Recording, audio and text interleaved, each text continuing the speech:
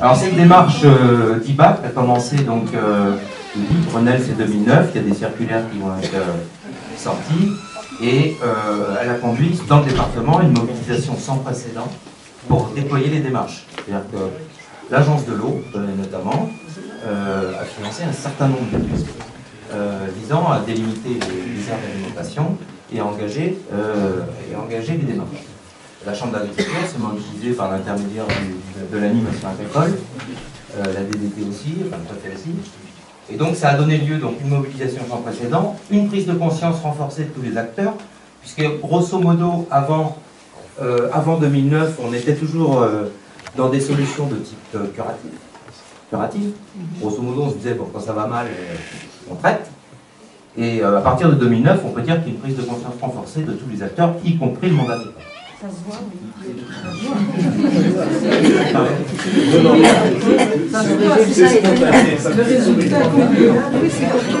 Alors, jusqu'en 2015, on a des résultats mitigés. Alors pourquoi on a eu des résultats mitigés? De par la complexité du sujet.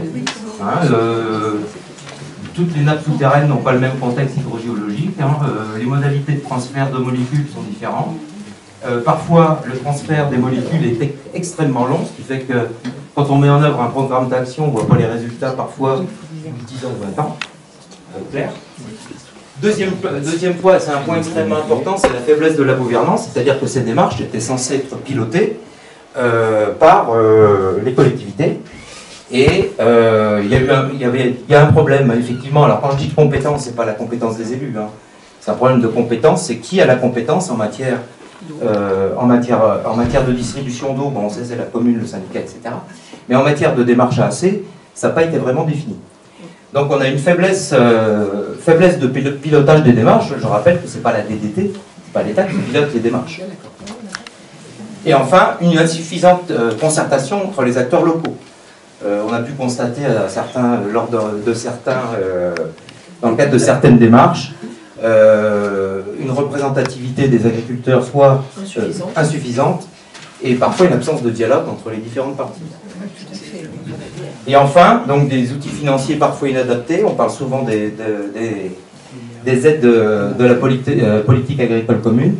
Il faut être clair, il y a eu quelquefois des retards de paiement qui ont conduit à des abandons. On peut parler de Villeneuve-la-Guyard en particulier. Ouais. Les études sont quand même financées à 80% par l'agence de l'eau. Oui, mais les études, j'insiste beaucoup pour vous dire que les études c'est bien, mais il faut piloter les démarches. Parce que s'il n'y a pas quelqu'un pour piloter au niveau local la démarche et mettre les gens autour de la table pour discuter des solutions, on n'y arrivera jamais. On peut avoir envie d'en discuter. On peut avoir envie d'en discuter. Avoir envie d'en discuter. On a quand même vécu des moments quand même assez étonnants autour des sujets difficiles, assez surréalistes parfois. Alors, les actions engagées au niveau local, je ne veux pas parler du niveau national. Au niveau local, la première priorité de l'État, c'est la structuration des compétences dans le domaine de l'eau. Alors, je vais y venir après. La réactivation des démarches BAC à partir de 2015-2016, puisqu'on a fait le constat quand même d'un échec. La définition d'un cadre cohérent et compréhensible pour l'application des multiples réglementations sur les cours d'eau, j'y reviendrai en fin de présentation. Et puis un point dont je ne parlerai pas, c'est la planification et la coordination des actions de police. Oui, ça vous revient. Voilà, ça nous revient et j'ai pas le temps de m'étendre sur le sujet. Alors la première chose, c'est la structuration de la gouvernance dans le domaine de l'eau. On est quand même dans un département qui au départ qui a une très grande hétérogénéité des compétences. Alors, voilà, cette carte, elle date, je crois, de 2015, et elle parle donc de la compétence en alimentation en eau potable. On voit qu'on a des communes seules, on voit qu'on a quelques communes groupées, parfois des communes qui se sont regroupées de manière un peu plus importante.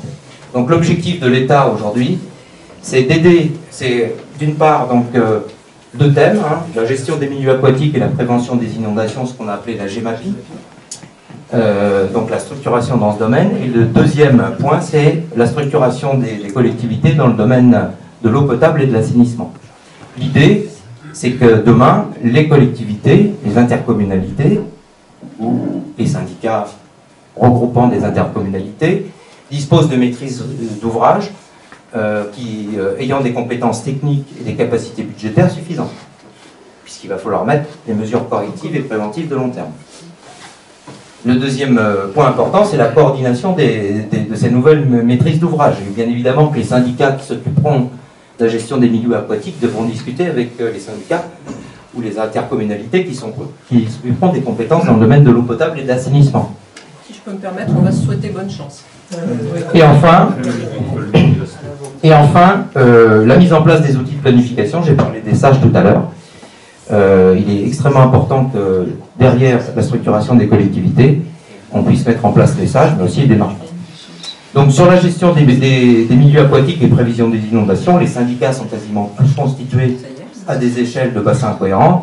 Le gros souci, c'est ce sujet-là, sur lequel on va s'atteler, puisque le sous-préfet d'Avallon est pilote dans le cadre de ces démarches. Alors effectivement, il y a eu un report, je crois, ou il y a un report possible. Mais néanmoins, je pense qu'on va essayer d'avancer. Deuxième sujet, donc la construction de démarches concertées, la construction concertée d'un cadre départemental pour les démarches BAC. Donc on a tiré on s'est inspiré des démarches locales qui avaient été relativement réussies au niveau départemental. Donc il y a par exemple le captage de Saint-Méméo. En Puisaye, pardon, excusez-moi. Je viens de la Saint. Il est là, le gars. Ah d'accord, pardon. Et donc on a mis en place donc ce qu'on appelle une charte d'engagement qui a été signée par l'ensemble des acteurs qui œuvrent dans le domaine de l'eau. Et cette charte vise déjà, on a installé un comité départemental de l'eau qui est chargé de suivre les démarches BAC, d'impulser les politiques, de mobiliser et coordonner tous les leviers. Alors il y a des leviers techniques, pédagogiques, financiers, et puis engager des travaux de fond, non seulement avec les organismes prescripteurs, mais aussi les gestionnaires de réseau. Au niveau local, on a fixé des règles du jeu. Donc c'est pas une charte avec des bons vœux, c'est on fixe la règle du jeu. La démarche BAC, ça doit être un projet de territoire pour l'eau. Elle doit être portée par la collectivité locale, et bien évidemment l'État sera à ses côtés si elle la porte. L'État, mais aussi l'agence de l'eau, le conseil départemental de Lyon, pour élaborer un programme d'action, donc des actions simples, adaptées, efficaces, évolutives, parce que on s'aperçoit quelquefois qu'on veut traiter le problème nitrate et puis on a un problème pesticide qui se greffe dessus. Et l'importance de tout ça, c'est que ça soit construit avec l'ensemble des acteurs du territoire. La position, clairement, de l'État dans cette affaire-là, c'est que tout le monde discute ensemble. Donc, clairement, pour vous, c'est d'être un facilitateur, mais en aucun cas, vous ne pouvez vous substituer aux forces vives du territoire. Donnez le micro aux personnes qui parlent, parce que sinon on n'entend pas derrière. Si vous pouvez vous présenter aussi quand vous prenez la parole. Oui, Sylvie Beltrami, Association ADENI, là je porte-parole du collectif 89 OGM, Action Citoyenne, OGM et pesticides. Donc en fait, ce que je disais, c'est que l'État ne pouvait en aucun cas se substituer. Il va être un facilitateur, mais on ne peut pas compter sur lui pour se substituer, et fort heureusement, aux puissances publiques locales. Si celles-là ne font pas ce qu'elles sont censées faire, ou entretiennent entre elles de tels bisbilles que les discussions n'avancent pas, et ben on va en rester là où on en est. Voilà. Alors après, c'est un choix de signer ou pas signer. L'idée, c'est quand même de travailler au niveau local sur les actions à mettre en œuvre. Alors l'État ne peut pas se substituer, non. Il peut, par l'intermédiaire de ce qu'on appelle un arrêté portant programme d'action volontaire, valider la démarche. Donc la position de l'État dans cette affaire, c'est de dire, encore une fois, il faut que ça soit porté par la collectivité. 2, il faut que l'ensemble des acteurs adhèrent à la démarche. J'y reviendrai plus. Et au bout de 3 ans, au bout d'une évaluation, il peut arriver que le préfet prenne ce qu'on appelle un arrêté portant programme d'action obligatoire, à condition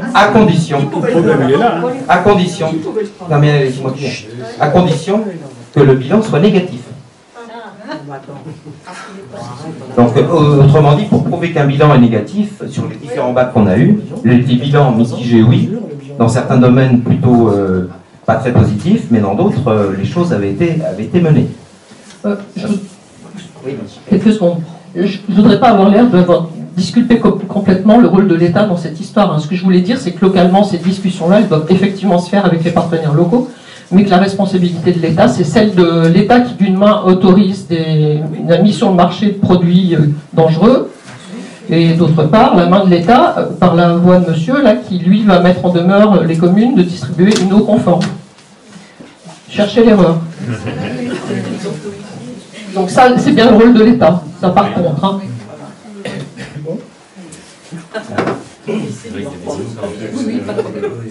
Donc voilà, c'est un petit schéma que on ne va pas rentrer dans le détail hein, sur la nécessité de mobiliser l'ensemble des acteurs au niveau local pour trouver des solutions locales. Je vais passer. Donc j'ai quelques exemples. Il y a une démarche qui a été lancée. Alors les résultats, moi je ne vais pas parler des résultats sur ce bassin d'alimentation de captage puisque les résultats on ne les a pas aujourd'hui et qu'elle vient d'être engagée. Donc on a relancé une démarche sur les communes de Lasson, Sormerine, de Issotour. Donc on a un premier APV qui avait été peu concluant. Peu concluant. Voilà. Donc l'État a pris ses responsabilités puisqu'il a quand même fermement demandé aux élus de prendre en charge la démarche, ce qu'ils ont fait. Hein, il y a eu un travail donc entre fin 2015, alors il faut un an hein, quasiment, qui a été fait en associant la quasi-totalité des agriculteurs. On a un taux d'adhésion aux actions qui ont été prévues de 83%, alors 80, voilà. Et il y a eu un nouveau programme d'action proposé. Alors évidemment, c'était sur l'aspect nitrate. Hein. Donc en intervenant aussi sur des actions non agricoles, hein, en particulier, je crois que c'était sur une des routes nationales, un suivi renforcé de la qualité de l'eau, des pratiques agricoles modifiées, un raisonnement de la fertilisation, etc. En allant au-delà de la réglementation en vigueur. Donc ça, c'est une première illustration, donc ça fait qu'un bac sur les 40, ça fait pas beaucoup. Un deuxième exemple, là la démarche va partir, c'est le bac du Moulin des Fées, donc à Ligny-le-Châtel. Alors il y a plusieurs communes concernées. Donc l'idée, ça a été avec l'agence de l'eau et le conseil départemental de travailler plutôt là sur le foncier. Donc on a engagé ce qu'on appelle un remembrement. Mais attention, n'ayez pas peur, c'est pas un remembrement routier, c'est un remembrement ce qu'on appelle environnemental. Continue. Donc l'idée, c'est quelque part de travailler sur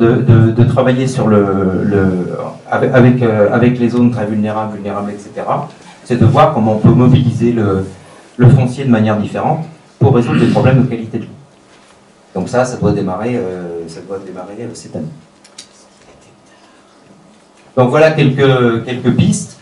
J'en viens au dernier axe de travail pour l'État. Alors c'est pas le seul, mais c'est un point important, c'est ce qu'on appelle le travail sur les cours d'eau et les écoulements stratégiques. Alors je reviens pas sur les réglementations récentes, hein, l'arrêté de mai 2007 sur l'usage des produits phytosanitaires, l'arrêté point d'eau. Je rappelle qu'on a simplement engagé un travail de fond pour cartographier l'ensemble des cours d'eau, étant entendu que ces cours d'eau sont définis par un article du Code de l'environnement qui est le L215-17-1 ou quelque chose comme ça. Et cet article-là est basé sur la jurisprudence. Donc l'idée, cartographier l'ensemble des cours d'eau, ne pas oublier les écoulements qui ne sont pas des cours d'eau et qui sont stratégiques pour la ressource, pour aboutir donc à un document relativement clair pour tout le monde, permettant d'appliquer à la fois donc, ce qu'on appelle la loi sur l'eau, c'est par exemple les travaux en cours d'eau, et d'autre part, avoir des règles sur une seule cartographie, en matière donc de ce qu'on appelle les BCAE, donc c'est les bandes en herbe de 5 mètres, l'application de l'arrêté phytosanitaire et la directive nitrate. Oui, c'est vite fait. Merci.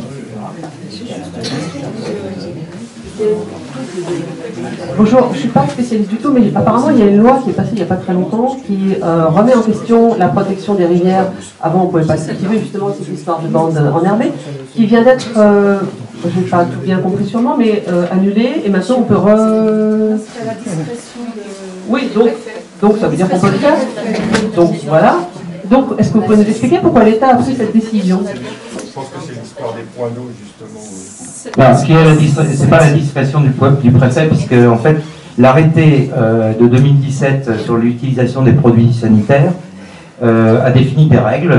On peut traiter sur une bande, on ne peut pas traiter de part et d'autre du cours d'eau. Alors suivant les produits, entre 5 et puis parfois 50 mètres. Et on a demandé, et la liste des points d'eau qui sont concernés par cet arrêté du 4 mai 2017, elle est arrêtée par le préfet. Voilà. Donc le préfet... C'est là que ça se gâte quand même. Oui. Bon, et moi j'aimerais bien la réponse de l'État. Donc l'État a fait ce que je vous ai expliqué. Il a pris un arrêté, donc je rappelle que c'est un arrêté, alors ça a été publié, etc., bien avant la signature. Il a pris un arrêté prenant en compte l'ensemble des cours d'eau qu'il avait déjà cartographiés. C'est-à-dire que c'était la cartographie des cours d'eau telle qu'elle était en 2015, et on a rajouté les écoulements stratégiques. Il y en a plus Demain, qu'avant. il y a plus de cours d'eau qu'avant. Et demain, vous aurez, quand la cartographie des cours d'eau sera finie, vous aurez tous les cours d'eau, plus les écoulements stratégiques. Qu'est-ce que ça veut dire les écoulements stratégiques? On n'est pas d'accord. Alors, il n'y en a pas, non, je peux vous assurer qu'il n'y en a pas beaucoup. Donc, Définir peut-être écoulement stratégique. alors, écoulement stratégique, ça peut être un fossé. Ça peut être un talweg qui entraîne de l'eau et qui va éventuellement capter une nappe ou quelque chose comme ça. Donc ça a été défini avant 2015. Et donc, mais on ne peut pas les qualifier de cours d'eau. Est-ce que ça peut être un ruisseau qui est très actif en hiver et qui a des moments qui est à sec en été? Intermittent. Alors, Intermittent. ça peut être un cours d'eau, ça peut être un écoulement stratégique. Là, il faut regarder dans le détail. Alors, pour répondre à Madame Schmitt, je rappelle que lundi, il y a une réunion donc, qui s'appelle, qui est un comité de pilotage qui va réunir tout le monde, alors agriculteurs, associations, etc., pour d'une part valider la 3e phase d'élaboration de la cartographie et engager la 4e. Donc on n'a pas terminé, c'est vrai. On va rajouter des... Pendant ce temps-là, on pollue. On va rajouter des... Mais, Et pendant ce temps-là, on autorise à polluer. bah, écoutez, nous, Désolé, mais moi je serais... on n'autorise pas à polluer. Moi, enfin, on regardera ensemble. Je peux vous assurer. Monsieur Bonnet, Oui. je suis désolé, mais comme vous nous avez prévenu hier avec votre collègue de l'ARS, on ne va pas pouvoir. Oui, Donc, je comprends. ce qui serait bien, c'est que la Laurie puisse intervenir brièvement, s'il vous plaît, parce qu'on a des intervenants qui sont prévus depuis beaucoup plus longtemps, qui ne nous ont pas prévenu la veille. Merci. Vous avez besoin que je vienne. Non, bien. Mais merci. Merci.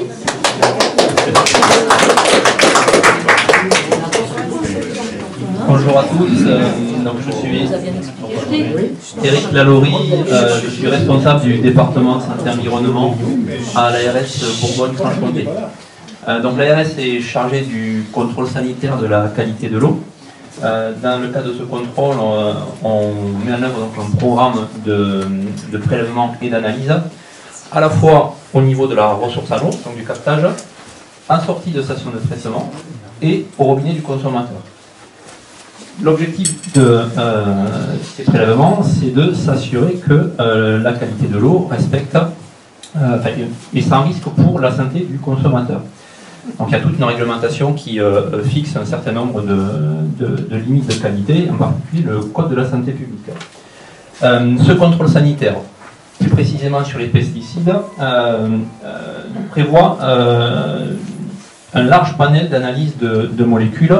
Actuellement, on est à plus de 400 molécules analysées pour chaque prélèvement, donc molécules de pesticides. Et cette liste a été étendue récemment dans le cadre de renouvellement du marché public du contrôle sanitaire des eaux, puisque tous les 4 ans, on renouvelle le marché public du contrôle sanitaire des eaux, c'est-à-dire concrètement une prestation avec un laboratoire ou des laboratoires qui sont chargés pour notre compte de faire des prélèvements, les analyses et de nous rendre les résultats. Et ensuite, nous, ARS, on fait une interprétation sanitaire des résultats. Donc ce marché public a été renouvelé pour Lyon au mois d'août. Il y en a à partir du mois d'août. Et dans ce cadre, on a intégré ARS d'autres molécules qu'on ne recherchait pas dans le précédent marché, au vu de la connaissance qu'on pouvait avoir des produits qui sont utilisés en agriculture notamment. Et dans le cadre de ce contrôle, donc, qui a été mis en œuvre sous le nouveau format à partir du mois d'août, on a commencé à retrouver à partir du mois d'octobre des molécules de pesticides. Alors, ce sont en fait des métabolites. Alors, les métabolites sont des molécules de dégradation des pesticides, donc de la molécule mère. Donc, dans les pesticides, on a la molécule mère, et cette molécule, dans l'environnement, va se dégrader pour former des métabolites. Donc, ce sont ces molécules-là qu'on a retrouvées, qu'on ne retrouvait pas avant, aussi parce qu'on ne les recherchait pas. Et à partir du mois d'octobre, donc, on a un premier résultat sur Lucie sur Yonne. Je prends ce cas-là, puisqu'on est ici aujourd'hui. N'hésitez pas à parler de Lucie sur Yonne ce soir. Voilà. Donc, on a eu une valeur à 0,136 microgrammes par litre en CGA diméthachlore. Alors, en termes de gestion, il y a deux choses importantes à avoir en tête. C'est que on a d'abord des limites de qualité qui sont fixées par la réglementation à 0,1 microgramme par litre par molécule et 0,5 microgramme par litre au total. Ces valeurs, elles ont été établies dans les années 80, pas sur des valeurs toxicologiques, donc pas sur des seuils sanitaires, mais sur la capacité des appareils de l'époque à analyser ces molécules-là. Donc c'était les seuils de quantification. Les machines ne pouvaient pas descendre en dessous de ces seuils de quantification, donc la limite a été fixée à 0,1 partant du principe que, logiquement, on ne devait pas retrouver de pesticides dans l'eau. Donc ça, c'est la première chose. La deuxième chose en termes de gestion et véritablement en termes de décision de restreindre ou pas la consommation de l'eau, cette gestion elle est basée sur des valeurs sanitaires. Donc des valeurs sanitaires qui sont établies par l'Agence nationale de sécurité sanitaire de l'environnement du travail, qui s'appelle l'ANSES, et qui établit molécule par molécule une valeur sanitaire. Et si la valeur sanitaire n'est pas atteinte, il n'y a pas à restreindre la consommation de l'eau. Elle peut être consommée, pour autant, la collectivité doit engager des actions visant à diminuer les pesticides dans l'eau. Donc, l'ANSES élabore ces valeurs. On a ces valeurs sanitaires pour les molécules mères et on les a pour partie pour les métabolites. Et c'est un travail continu de définition par l'ANSES de ces valeurs sanitaires. Pour le CGA diméthachlore, on n'a pas de valeur sanitaire. Donc dans un premier temps, par principe de précaution, on a interdit la consommation de l'eau. Suite à ça, donc ça c'était le 19 décembre, on a interdit la consommation de l'eau. On a continué à investiguer, notamment en mettant en place un contrôle renforcé, avec des prélèvements sur le mois de janvier, sur le mois de février, et on va continuer ce contrôle renforcé, montrant des résultats autour de... Je les ai... Voilà, c'était le 10 janvier, on était à 0,17, le 20 février, on était à 0,322. Donc, voilà, des concentrations au-dessus de 0,1 microgramme par litre. Pour autant, la valeur sanitaire de la molécule mère, qui est connue, elle est de 300 microgrammes par litre. Donc, en mettant en place ce contrôle renforcé, il s'avère que les concentrations retrouvées sont à minima 700 fois inférieures à la valeur sanitaire de la molécule mère. Oui, mais la valeur sanitaire est une valeur de toxicité. Et nous, on parle aussi d'une valeur d'environnement. C'est-à-dire que, oui, ça ne va pas nous tuer, nous, mais ça risque de tuer les vers de terre, les abeilles, les poissons, les oiseaux. Ça risque. Et ce seuil de toxicité, il est beaucoup plus inférieur par rapport au seuil de toxicité pour un être humain. Enfin, à mon avis. Évidemment que chaque espèce a une réponse sanitaire à la toxicité d'une molécule qui est différente. En l'occurrence, à l'ARS, ce qui nous intéresse, c'est la santé humaine. Donc la problématique environnementale, elle existe et Et peut-être, sous réserve de vérifier, les valeurs toxicologiques acceptables pour un certain nombre d'organismes. Non, ça c'est avéré. C'est avéré. Oui, non, mais je ne suis pas spécialiste, moi, justement, de ce parti toxicologie animale. Voilà. Le disent. La fiche expert, par exemple, le dit clairement. Très toxique pour les... Clairement. Donc, sur cette base-là de contrôle renforcé qui montrait certes un dépassement de 0,1, mais plus de 700 fois inférieur à la valeur sanitaire maximale, et par ailleurs, une étude ANSES est attendue pour la mi-août sur la notion de pertinence de ces métabolites, donc ces molécules de dégradation, et sur la définition aussi d'un certain nombre de valeurs sanitaires. On a décidé de lever l'interdiction de la consommation de l'eau sur Lucie-sur-Yonne et puis sur les 3 autres communes qui étaient également concernées par ce type de mesures qu'on avait pris fin d'année ou tout début janvier. Comment? Alors, non, Étais-la-Sauvenne, non, elle n'est pas consommable parce qu'il y a d'autres problématiques de contamination microbiologique, de turbidité. Donc, on a maintenu l'interdiction de consommer l'eau. Mais sur Lucie-sur-Yonne, vous n'avez pas fait, ou alors ça a été fait, mais ce n'est pas sur le site de l'ARS, la totalité des pesticides présents. C'est-à-dire que la valeur de 0,385 aujourd'hui, ça ne concerne que le diméthachlore. Je n'ai pas vu l'analyse totale des pesticides qui est peut-être supérieure à 0,5, donc vous nous avez parlé tout à l'heure. Ce seuil-là, je ne l'ai pas vu. Alors, sur la dernière analyse, il y a eu un problème du laboratoire qui nous a analysé qu'une molécule. On va vous demander, avant de lever une interdiction, que la totalité des analyses des pesticides soit faite. Non, mais les résultats obtenus sur ce contrôle renforcé permettent de prendre la décision que l'on a prise. À Massangy, où effectivement on a dépassé dans 5, par principe de précaution, mais là ça reste vraiment de la précaution, il est recommandé aux femmes enceintes et nourrissons de moins de 6 mois de ne pas consommer l'eau. Mais c'est pas basé sur des valeurs toxicologiques, c'est pas sur des notions toxicologiques. Vous pourriez nous parler du process de dérogation préfectorale, parce que pour l'instant on a un avis de l'ARS de levée d'interdiction, mais a priori ça dépend quand même quelque part du préfet, oui ou non? Ce contrôle sanitaire est réalisé par l'ARS pour le compte du préfet et les décisions sont prises pour le compte du préfet. Donc effectivement, après il y a tout un processus réglementaire, je ne vais pas trop rentrer dans le détail, mais quand le seuil de 0,1 est dépassé, comme je vous le disais, la collectivité a l'obligation de mettre en œuvre un certain nombre d'actions visant à repasser en dessous de ce seuil de 0,1.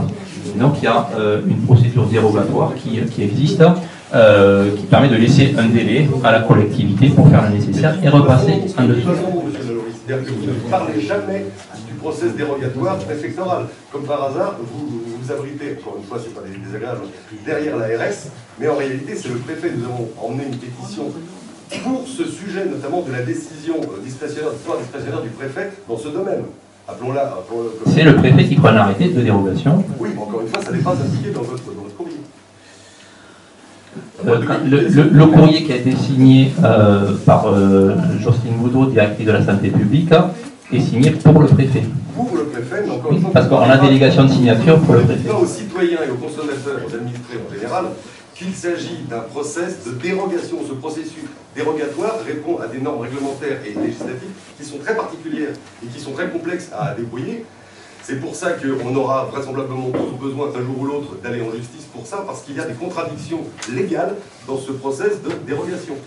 Alors, ce qu'il faut savoir, c'est qu'on est allé au-delà de la dérogation, en particulier sur Lyon, avec des mises en demeure, qui sont une étape qui est l'étape d'après. Donc il y a eu beaucoup de mises en demeure, enfin un certain nombre de mises en demeure ces dernières années. Il y en a encore une dizaine qui sont en cours. Et ça a permis réellement de faire avancer un certain nombre de collectivités qui n'engageaient pas forcément les actions nécessaires. Bon, parce que bon, on entend des tas de choses, mais moi je vais donner 2 cas. François Mort, citoyen. Bon, voilà, je suis plus du côté de Dissangy-Massangy.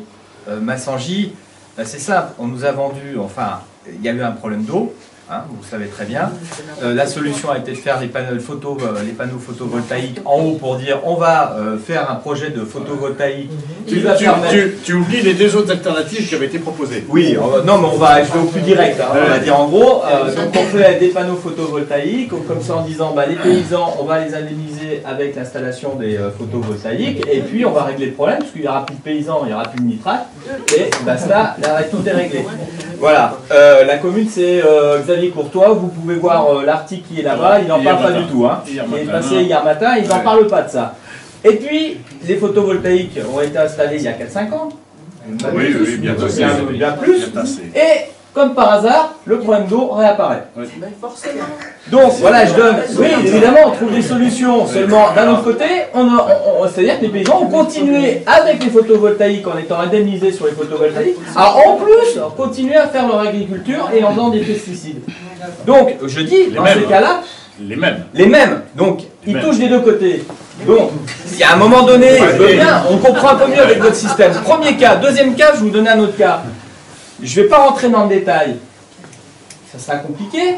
J'ai de l'eau, j'ai un endroit où je dois, malheureusement, je n'ai pas d'eau, de réseau. D'accord? Donc, ce que je fais, je trouve une solution et je dis à l'ARS, on va amener de l'eau par citerne. D'accord? Parce que j'ai droit, en fait, de prendre de l'eau et de l'emmener en citerne. Simplement, ma citerne, je dois bien voir que mon eau, elle soit bonne. Et à la sortie de la citerne, ce qui était le cas. Je fais une analyse. Je donne mon analyse à l'époque, on pouvait encore les faire. L'analyse me retourne mauvaise.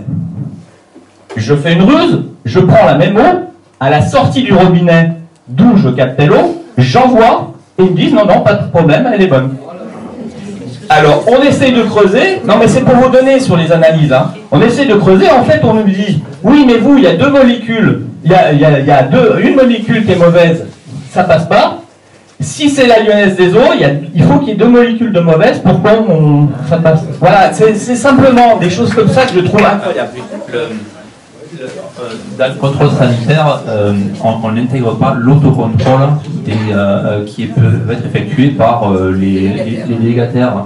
Donc les contrôles sanitaires sont réalisés par des laboratoires agréés par le ministère de la Santé et exclusivement choisis par l'ARS. Donc les seuls résultats, je dirais, officiels sont ceux de l'ARS et ce sont en tout cas nous sur ces résultats uniquement que l'on se fonde pour gérer. Mais là dans ce cas-là, vous avez le même résultat, la même eau, et d'un côté on dit c'est de l'eau qui vient d'un particulier et ça passe pas, et si on met la même eau avec la même analyse, on nous dit c'est par contre qui est donné par la lyonnaise des eaux, par contre là ça passe. Là, je vais vous dire franchement qu'à un moment donné... Oui, mais je vous le dis, c'est les analyses, quand vous dites les analyses, il faut savoir qu'on n'est pas tous sur le même niveau d'exigence. Normalement, si. Eh ben, non. Voilà. Il y a un problème quand même. Bon, alors donc, monsieur, vous considérez qu'on peut boire de l'eau du robinet maintenant à Lucie-sur-Yonne? Oui, exactement. On n'a qu'à boire un coup de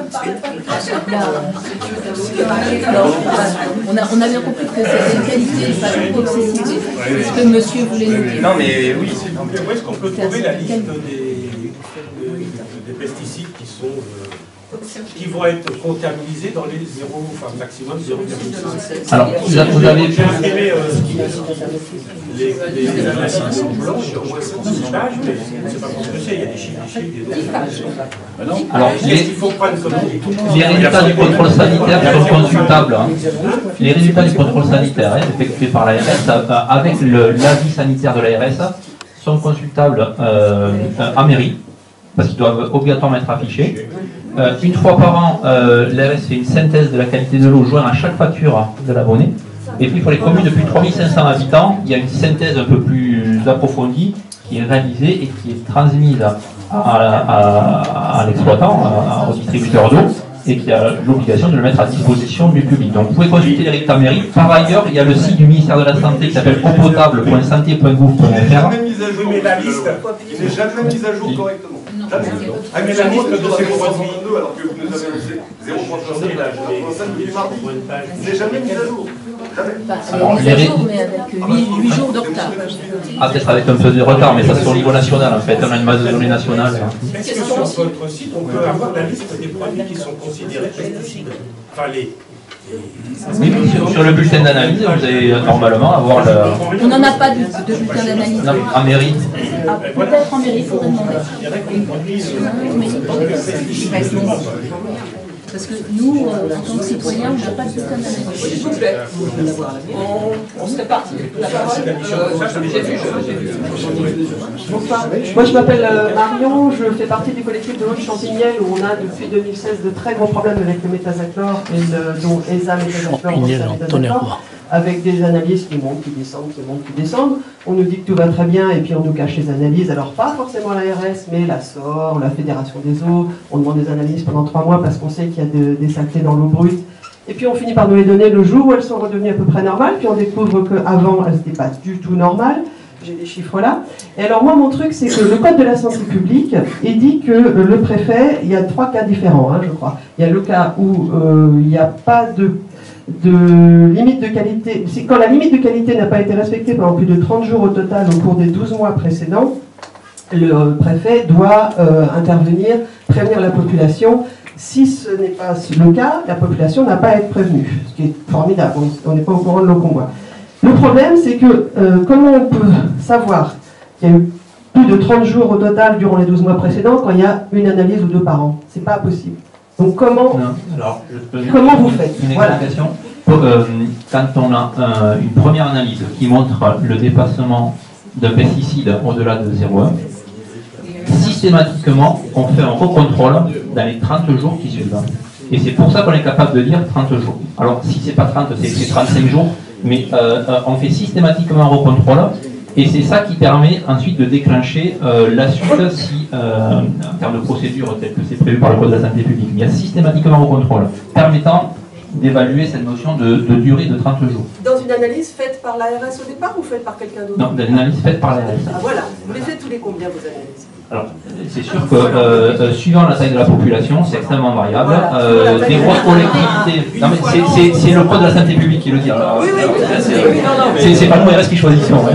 Mais pour les grosses collectivités, ça va être plusieurs fois par an. Pour les petites collectivités, ça peut être une fois tous les 2 ans. Voire une fois tous les 10 ans, voire une fois tous les 10 ans quand on est très peu nombreux. Il y a 680 000 personnes en France qui n'ont jamais d'analyse d'eau. Les sous-citoyens. Tout ça, je le tire de papier moi, il y a quelque chose ministère. Je crois que je suis un peu naïf. J'ai entendu parler tout à l'heure des 400 molécules différentes. Apparemment, en vérité, il y en a plus que ça, il y en a 600 ou 700. Étant donné ça, analyses qui nous sont fournies par nos mairies, jamais on recherche les 400 molécules. Si, à un moment donné, il va y avoir un bulletin où vous allez avoir toute la liste des molécules. Alors peut-être que vous ne l'avez pas vu parce que la plupart des résultats qui sont des analyses qui sont réalisées sont des analyses dites simples. Donc pour vérifier la microbiologie, parce que c'est un risque immédiat. S'il y a des bactéries dans l'eau, avec des virus, des parasites, on peut être malade tout de suite. Et c'est d'abord ce risque-là qui est géré par le contrôle sanitaire. Et là, même sur les petites communes, il y a plusieurs résultats par an. En revanche, sur la recherche de pesticides, sur les petites communes, ça peut être qu'une fois tous les 2 ans, voire plus. Donc, effectivement, vous n'allez pas forcément voir le bulletin où il y a toute cette liste de paramètres. Mais quand ils sont recherchés, vous les avez. Et vous pouvez demander au maire puisqu'il doit conserver les analyses pendant plusieurs années. D'autre part, il y a l'effet cocktail.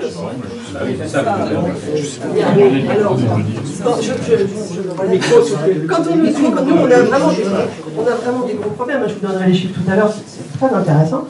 Et on nous les cache, parce que nous, le collectif de l'eau, on demande les chiffres à l'ARS, à la SOR, à la Fédération. Pendant 3 mois, on ne nous répond pas. On envoie une lettre recommandée au préfet et à tous les maires de la région. Personne ne bouge. Et là, on vient de recevoir le truc en disant « Ah, bah finalement, c'est redescendu. C'est juste un peu au-dessus, alors buvez-la. » Alors, ok. Entre-temps, on a eu, par exemple, 1088 pesticides à un moment où la limite est de 500. D'habitude, le chiffre est entre 120 et 300. On en a eu 1088. 451 sur une norme de 100. 558 sur une norme de 100. Et il ne se passait rien. La SOR le savait. La SOR, je ne sais pas qui s'occupe de votre eau, nous c'est la SOR. Il le savait. Alors pourquoi l'ARS, quand il y a un problème comme ça, n'a pas, par la SOR, quelque chose qui remonte et qui lui signale qu'il y a un vrai problème? vous ne communiquez pas entre vous. Comment ça se fait que quand on sait qu'il y a eu un gros problème en janvier, on savait qu'il y avait des saletés dans l'eau de source, dans l'eau brute depuis longtemps, nous on réclamait les analyses, on ne les avait pas, la SOR les avait et ne les communiquait pas. Comment on peut expliquer que personne ne bouge pendant 3 mois alors que l'eau est polluée? Vous parlez pas entre vous? Parce que c'est embêtant. La première responsabilité, elle est à l'exploitant. Et s'il a connaissance de résultats qui sont non conformes, il doit agir. Il agit. Après, je ne connais pas exactement ce sujet-là, donc je ne peux pas vous dire. Monsieur Lalaurie, on vous remercie. Hein, mais on va être obligé de vous courser un peu.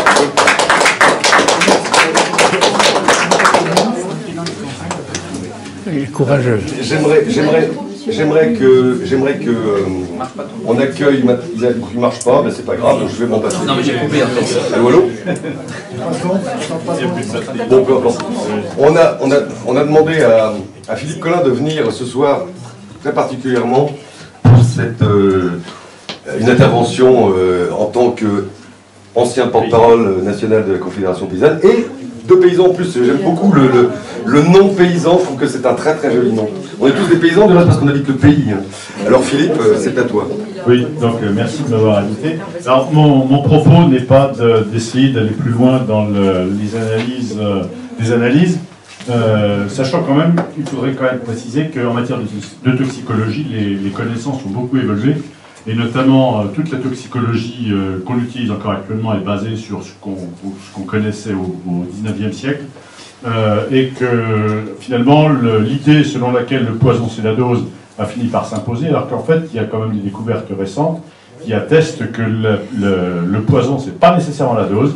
Notamment, toutes les recherches qui ont été faites sur les néonicotinoïdes, qui a rencontré un chercheur de l'INRA, qui expliquait que sa principale découverte, c'était d'apercevoir que les fameux néonicotinoïdes, ils avaient des effets à N sur 100, qui étaient totalement différents de N sur 10, pour lesquels on voyait à peu près rien.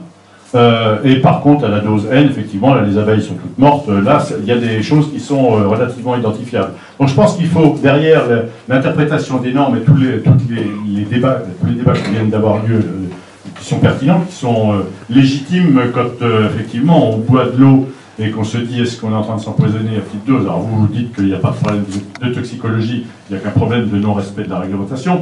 C'est une formule, alors effectivement vous n'êtes pas responsable de la réglementation uniquement de son application, mais néanmoins je pense que petit 1, les citoyens sont légitimes à se poser des questions. Petit 2, l'autre aspect qui n'est pas évoqué dans tous ces débats, c'est que là on débat de la qualité de l'eau potable au robinet, que les démarches qui ont été entreprises depuis déjà quelques décennies visent non pas forcément à améliorer en tant que telles les points de captage des eaux, mais éventuellement de s'orienter vers les interconnexions ou la fermeture des points qui permettent de résoudre le problème des petits captages qui ne peuvent pas se permettre les analyses d'eau. Donc tout cela est à l'œuvre depuis quelques décennies, depuis que la question s'est posée sur qu'est-ce que sont les nitrates. Voilà pourquoi il y a des nitrates maintenant alors qu'il n'y en avait pas auparavant. Il a fallu à peu près une vingtaine d'années avant que ça devienne un problème.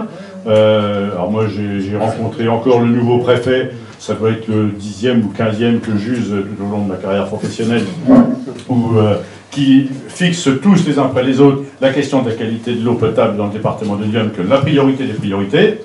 Et puis on se retrouve ce soir avec un département dans lequel il y a une commune sur 10 quand même qui a des problèmes récurrents de non-respect de la réglementation en matière de qualité de l'eau, pour des raisons soit de nitrate, soit de pesticides. Soit les deux, parce que, évidemment, on s'est aperçu depuis que les nitrates n'étaient jamais qu'un marqueur des pesticides et que les deux étaient toujours associés. Il n'y a aucune raison d'ailleurs qu'ils ne soient pas associés, parce que les deux sont des béquilles indispensables dans l'agriculture conventionnelle. Alors, loin de moi l'idée, ici, d'abord parce que j'ai été porte-parole d'un syndicat qui avait pour vocation de défendre l'ensemble des paysans, qui soient en conventionnel ou dans l'agriculture biologique, donc de dire c'est de la faute aux paysans. Non, c'est de la faute au système agricole, ce qui n'est pas du tout la même chose. Et les paysans, quels qu'ils soient, cèdent à des injonctions paradoxales, à savoir qu'il faut qu'ils nourrissent le monde. J'ai encore entendu ce genre de conneries. Non, mais attendez, non, mais il faut savoir quand même, je suis allé faire une intervention il y a 15 jours dans un établissement d'enseignement supérieur agricole, présenté l'agriculture biologique, et il y avait des gamins qui étaient là, 19, 20 ans, qui disent oui, mais de toute façon, avec la bio, on ne va pas nourrir le monde. Enfin, donc, ce genre de choses, moi je croyais que ces prétentions messianiques étaient réservées aux vieux classiques de l'agriculture conventionnelle qui avaient été nourris au NPK dans toute leur jeunesse, mais on s'aperçoit quand même qu'ils ont fait des petits et que les petits sont aussi imprégnés de cette idéologie. Donc ça, c'est quelque chose qui doit tous nous interroger. Parce qu'effectivement, ici, je suppose qu'il y a une assemblée de convaincus, il y a 2-3 personnes qui se sentent visées parce qu'ils se sentent éventuellement responsables, mais ils sont, je dirais, à titre personnel, ni responsables ni coupables. Et loin de moi l'idée, je vois mon président de chambre là qui maintenant communique sur la nécessité de faire du développement d'agriculture biologique. Merci Étienne de cette conversion tardive. Mais néanmoins, saluons ces déclarations récentes. J'ai vu ça, Étienne, il n'y a pas très longtemps, monsieur le président de la Chambre d'agriculture, pour ceux qui ne le connaîtraient pas. Il fait la mobilité de venir dans cette réunion.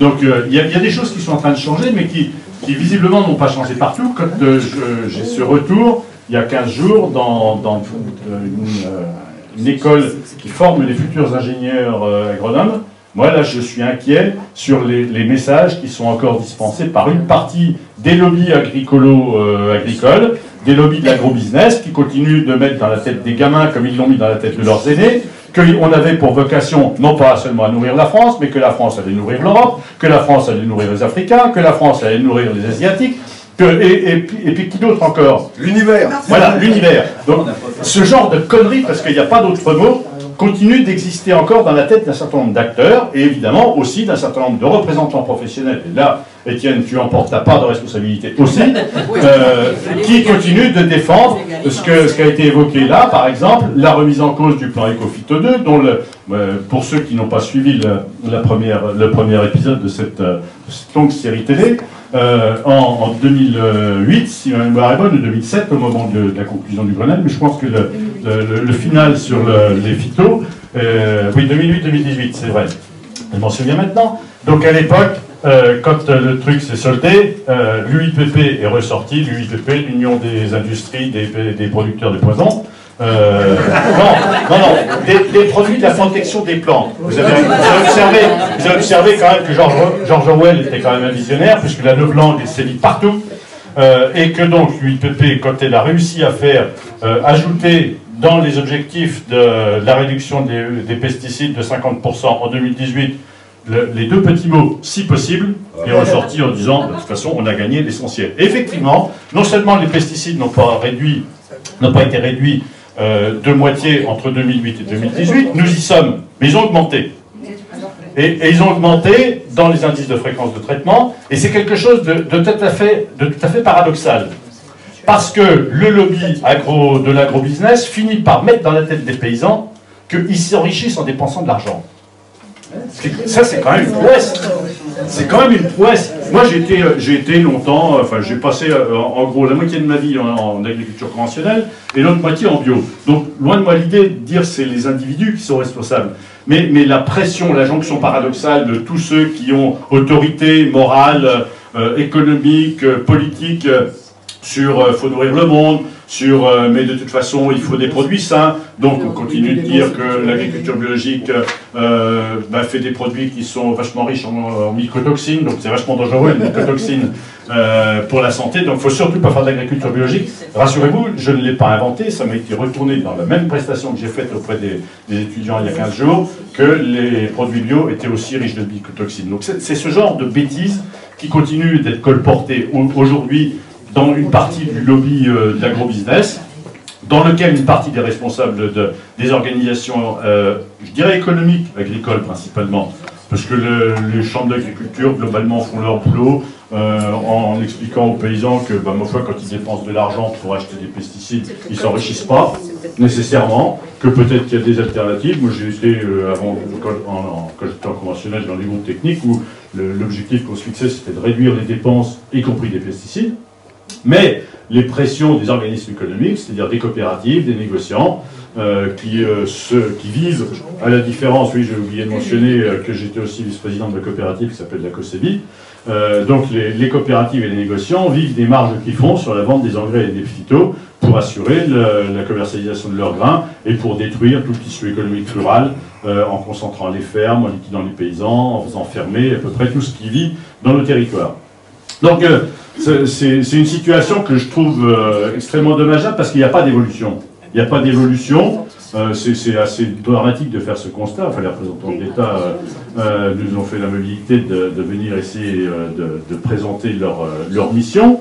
C'est une mission impossible. Enfin, je veux dire, je ne vois pas ce qu'ils peuvent faire de plus. Enfin, en tant qu'individu, à leur place, ils font ce que la réglementation fait, ce que les politiques agricoles européennes font, à savoir mettre en concurrence tous les paysans de la planète les uns contre les autres, et en leur disant de toute façon, eh bien, on va faire une course équitable avec des gens qui vont partir avec un boulet au pied, d'autres qui vont partir avec une Ferrari, puis on va regarder à la fin c'est lequel va arriver le premier. Donc c'est ce que veut dire aujourd'hui les règles qui sont fixées par l'Union européenne de la concurrence libre et non faussée. Voilà, pardon ? Je disais un boulet bien lancé sur la Ferrari peut faire des dégâts. Oui, oui, oui. Non, mais voilà, donc c'est pour essayer d'expliquer que on n'est pas là pour tous se battre les uns contre les autres. Alors bon, effectivement, je comprends la population de Bussy-sur-Yonne, mais enfin, François a évoqué la situation de Massangy que je trouve tout à fait singulière. Comique. Parce qu'il a évoqué, ben, ça serait presque comique si c'était pas à pleurer.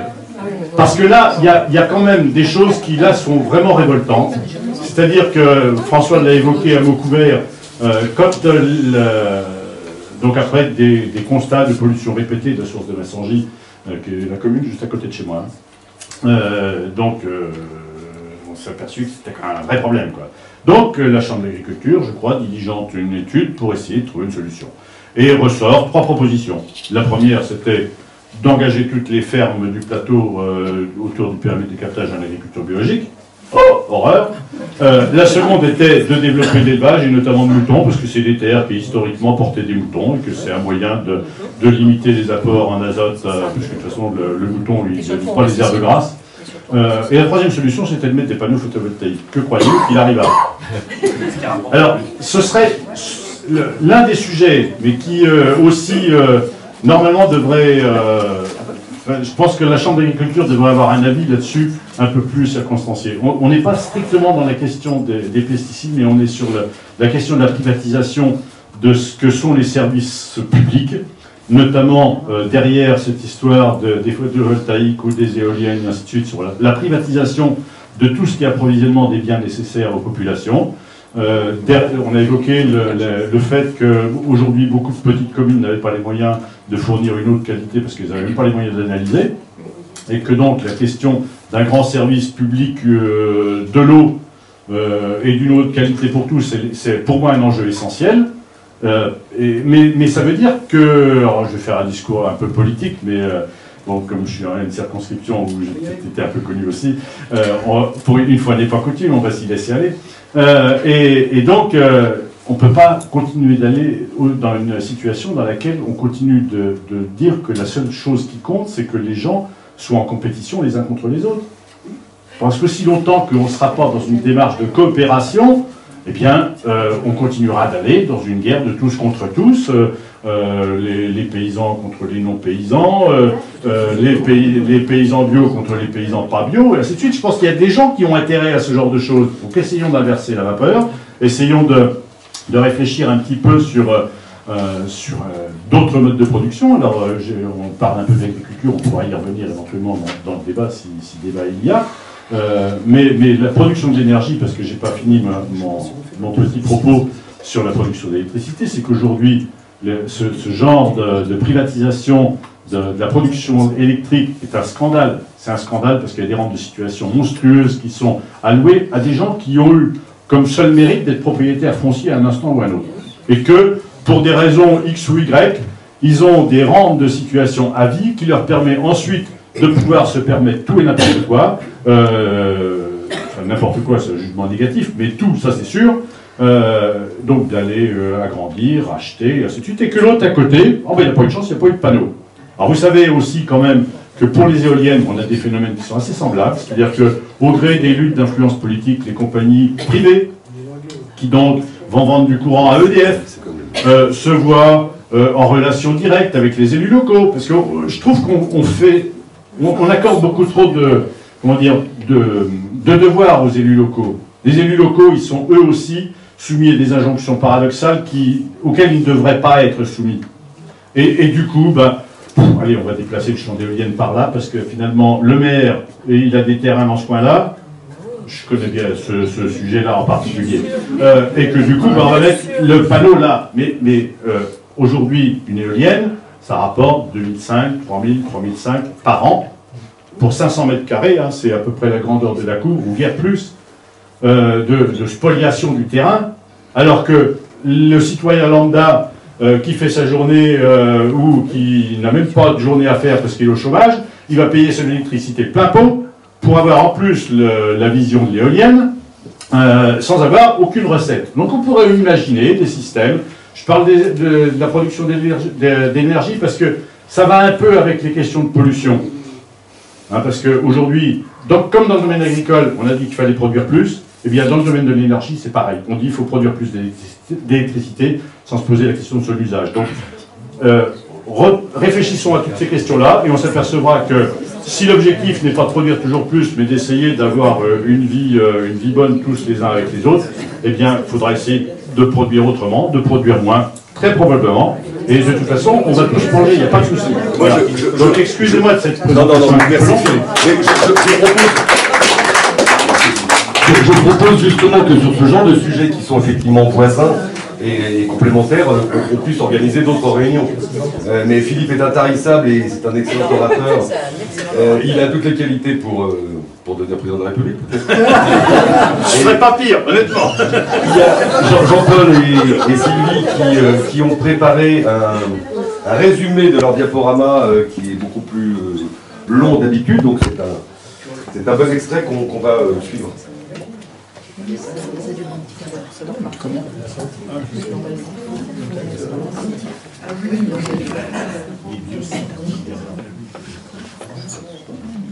Donc je vais aller vite. Je vais aller vite parce qu'on va se répéter. Sur certaines choses qui ont déjà été dites. Bon, voilà, donc les fabricants de poisons les appellent produits phytosanitaires parce que ça fait moins peur. Et donc je passe au suivant.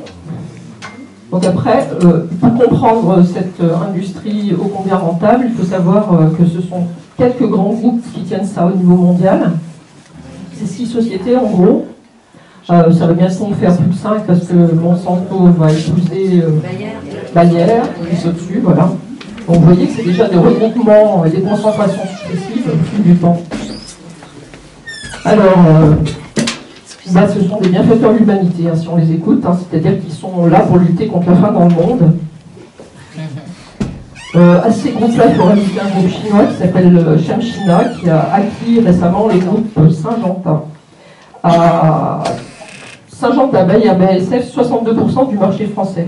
Et leur chiffre d'affaires à ces 6-là, 54 milliards d'euros par an.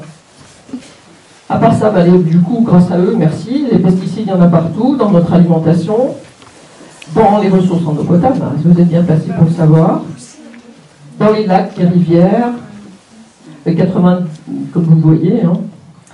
Et dans les poussières, c'est plus surprenant, dans les poussières des maisons, une enquête de Génération Futos 2016 montrait qu'en plus des pesticides d'usage agricole, dans nos maisons, on trouvait aussi des insecticides, les acaricides, les produits vétérinaires pour animaux domestiques, qu'on utilise tous plus ou moins, enfin qu'on ne devrait plus utiliser chez nous, hein, pour ne pas les retrouver dans nos poussières. Et récemment, en Médoc, près de vignobles, donc, dans le Bordelais, on en a trouvé dans toutes les maisons qu'on a testées et dans les écoles qu'on a testées, dans les poussières des écoles. Des pesticides agricoles, là, pour le coup. Bon, je ne veux pas détailler. Eh bien, oui, on nous l'a dit tout à l'heure, malgré le plan Ecophyto 1 puis 2, ils s'en vendent de plus en plus. Alors, en 2014, le bond est considérable, mais c'est dû à un stockage, dû à un changement de qualification de certains produits. Donc, par précaution, certains agriculteurs ont stocké des produits. Ceci dit, on aurait dû retrouver en 2015-2016 redescendre au moins ce qu'on avait en 2013, mais ce n'est pas le cas, on est resté au-dessus, donc en fait on en vend bien de plus en plus. Et donc on en utilise de plus en plus. Alors qui les autorise? Alors ça c'est intéressant aussi. Avant, c'était en France, avant juillet 2015, c'était le ministère de l'Agriculture. Et maintenant, c'est l'ANSES. On va dire que ça n'a pas changé grand-chose en termes de nombre de mises sur le marché. Au niveau européen, c'est une catastrophe totale. À tel point que le médiateur de l'Union européenne, en 2016, effectivement, on s'en est un peu étouffé en voyant comment la mise sur le marché des pesticides se faisait. Je vous résume. La direction santé de la Commission européenne tolère que des données de sécurité importantes manquent au moment de l'instruction du dossier. Autrement dit, on peut homologuer un dossier alors que l'entreprise qui fournit le dossier n'a pas donné toutes les données toxicologiques. Bon, donc c'est scandaleux évidemment. Ça n'était possible que de façon exceptionnelle et ça semble être devenu la règle. C'est ça qui énerve le médiateur européen. Trouvant lui-même assez préoccupant de relever des cas d'approbation de pesticides alors que l'autorité européenne de sécurité des aliments, l'EFSA, alors c'est tout sauf un repère d'ayatollah vert, ces gens-là, c'est vraiment, ils autorisent des OGM sans problème, donc ils n'ont pas de fibre écologique marquée, mais même eux trouvaient que parfois ils avaient fait état de risque élevé sur la base des données dont ils disposaient. Malgré tout, ils ont été autorisés. Après, il arrive que, après quelques années, on passe au suivant. Non. Bon. Après plusieurs années d'usage, il arrive que, quand même, au bout du bout, la toxicité est tellement avérée qu'on ne peut pas faire autrement que de les interdire. Donc c'est le cas des triazines. Alors c'est ce qu'on retrouve dans nos captages encore, hein, les fameuses atrazines et des éthylatrazines qu'on retrouve dans nos captages. Donc cela interdit depuis 2002-2003, la DDT depuis 1972, l'Indam depuis 1998, etc. Le DDT, la DDT est bien vivante. Et on l'a ces produits interdits sont tous ces produits interdits sont classés CMR, cancérigènes, mutagènes, reprotoxiques. On les retrouve encore dans le sol des rivières, dans les cheveux, dans le sang de cordon des nouveau-nés. Ils sont interdits depuis, vous avez vu. Hein. Donc on est tous imprégnés. Et on retrouve encore 5 de ces produits interdits dans des analyses d'air près de Poitiers en 2014. Dans l'air qu'on respire. Donc interdit, mais peut-être encore autorisé par certains. Parfois il suffit de passer une frontière pour les trouver, hein, dans des pays où ils ne sont pas interdits. Ceux qui sont encore autorisés, 450 molécules autorisées, voire un peu plus, dont le diméthachlore et le métazachlore. Voilà. Mais là, le glyphosate, j'en dis pas plus, tout le monde, vous le savez, vous l'avez entendu, je suppose. Le problème des autorisations de mise sur le marché, c'est qu'en fait, il n'y a eu aucune évaluation des effets cocktails. Aucune évaluation des coformulants entrant dans la composition des produits commercialisés. C'est-à-dire qu'on a évalué le glyphosate, par exemple, mais pas les coformulants qui sont dans le Roundup. Dans le Roundup, il a été prouvé qu'un des coformulants est encore plus toxique que le glyphosate. Mais il n'est pas testé, donc tout va bien. Les captages de l'UN, on vous en a parlé longuement tout à l'heure, donc voilà. L'UN était en 2014 le département français dans lequel le pourcentage de la population desservie par une eau non conforme à la norme pesticide était le plus élevé. Et pour une fois qu'on tient le pompon quelque part, autant le dire. D'après la Frédon, l'UN détient le record de pollution aux pesticides en Bourgogne. On a déjà le record de tueurs en série. Ça, c'est les captages Grenelle. Je vous invite à aller regarder un peu plus tard là où le jeune homme est assis. Là-bas, il y a des cartes qui en disent un peu plus sur les captages. 14 captages Grenelle, 93 captages sensibles. Je vous donne des chiffres de 2016, ça va sans doute changer. 156 captages considérés comme fragiles sur 281 captages. Il est intéressant de savoir qu'il y a une vingtaine d'années, on avait plus de 400 captages et qu'on en a maintenant 281.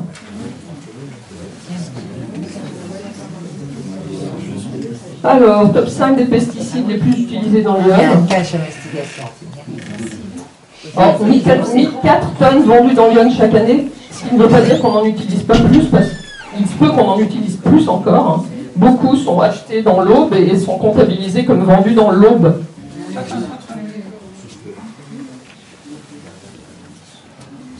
Voilà, les plus vendus, ce sont dans l'Orbe, le glyphosate. C'est celui qu'on retrouve aussi le plus vendu dans toute la Bourgogne-Franche-Comté pour, j'ai dit, 1800 tonnes vendues chaque année en Bourgogne-Franche-Comté. Et puis les deux autres, ce sont deux fongicides et encore des herbicides derrière. Après, c'est ce qu'on va trouver dans l'eau. Alors là, dans l'eau, dans les eaux souterraines, ben, on trouve ce fameux produit de dégradation des triazines interdit en 2003. Et encore l'atrazine elle-même. Donc les tout premiers, ce sont des fameuses triazines. Mais par contre, vous voyez arriver là un de ces nouveaux herbicides, enfin nouveaux, un de ces herbicides qui ressemble au vôtre, hein, métolachlore, métazachlore et dimétachlore, même famille des acétamides. Voilà. C'est pas tout à fait pareil dans les cours d'eau. Alors dans les cours d'eau, ce qu'on va trouver le plus, c'est le produit de dégradation du glyphosate. Si vous entendez dire par certains qui le disent hein, dans des instances publiques que si on retrouve cet AMPA, c'est pas du tout parce qu'il est le produit de dégradation du glyphosate, mais c'est parce qu'il est aussi le produit de dégradation, mesdames, c'est généralement encore les dames, mais messieurs pourquoi pas, de vos produits lessiviels. Alors certes, mais dans ce cas-là, expliquez-moi pourquoi le second qu'on trouve, c'est le glyphosate, sauf à penser que vous rajoutez dans vos produits lessiviels, afin d'enlever les taches d'herbe, un peu de glyphosate, on ne sait jamais, hein, puisque c'est un herbicide. Mais il faut avoir beaucoup de culot pour affirmer ce genre de choses, je trouve. Ceci dit, tous les premiers qu'on trouve sont soit des herbicides, soit des produits de dégradation des herbicides. Et ensuite, donc un fongicide et à nouveau toute une série d'herbicides. Donc on peut y aller. Alors, pourquoi tous ces herbicides et ces nouveaux herbicides de la famille des acétamides, ben c'est en fait beaucoup pour la culture du colza, qu'on trouve partout dans l'Yonne, ou à peu près partout, même s'il y en a beaucoup moins, il y a une régression nette l'an dernier et encore cette année, je pense. On y va. Quel usage ce colza? Pourquoi ce colza? Pourquoi autant de colza dans l'Yonne? Si on regarde, en fait, l'usage du colza, c'est des chiffres de 2011, hein, l'usage non alimentaire est majoritaire en Bourgogne, mais il l'est encore bien plus dans l'Yonne, comme vous voyez ici, hein, 46 600 tonnes à usage non alimentaire, ce qui veut dire agrocarburant. Je résume, hein, je schématise. C'est énorme en proportion, c'est parce que nous sommes sans doute, de tous les départements bourguignons, le plus proche de l'usine du Mériot, près de Nogent-sur-Seine, usine du Mériot dans lequel on fabrique du diester. Et voilà pourquoi vous avez des désherbants dans votre eau. Exemple de parcours technique colza. Alors vous voyez là aussi intéressant de constater que les produits que vous avez dans votre eau, c'est les produits du désherbage d'automne. Et désherbage d'automne au moment où la plante a très peu de feuilles encore, donc où beaucoup de sol est encore à nu, et où donc la percolation dans le sol et la chance de retrouver le produit dans l'eau est la plus forte. Alors désherbage d'automne au moment où les nappes sont en recharge, c'est-à-dire au moment où il pleut, au moment où... Donc vous les voyez, ces produits dimétachlore, métazachlore, en bleu, rappellent des produits retrouvés dans les analyses d'eau. J'ai bien envie de dire que maintenant le caméra qui pourrait être en bleu aussi, parce qu'on le retrouve aussi dans vos analyses d'eau. Voilà, puis après on voit que le colza nécessite aussi une lutte chimique. Ensuite, en mars, avril, mai peut-être, un nouveau herbicide, mais ce ne sont pas les mêmes herbicides, puis des insecticides pour lutter contre les médigètes, puis des fongicides s'il y a un peu d'humidité pour lutter contre les maladies, voilà, fongiques, et des régulateurs de pousse éventuellement. Donc c'est même la culture sur les 3 cultures de base de l'Yonne, c'est la culture qui nécessite le plus d'ITT, c'est-à-dire, allez monsieur, le indice de fréquence de traitement. IFT, oui.